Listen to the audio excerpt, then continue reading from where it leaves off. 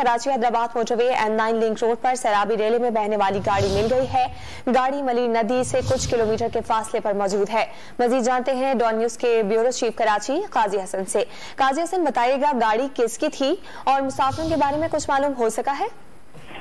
जी बिल्कुल, इस हवाले से जो गाड़ी के अब्दुर्रहमान नबी शख्स की थी और उनके भाई का कहना है कि अब्दुर्रहमान जो है रेंट की गाड़ी चलाते थे और गाड़ी कायदाबाद से जो हैदराबाद की तरफ जा रही थी और उनके भाई का ये कहना है कि गाड़ी में ड्राइवर समेत 7 अफराद सवार थे और ये वाकया M9 रिंग रोड से तकरीबन मलीन नदी से 1.5-2 किलोमीटर के फासले पे पेश आया।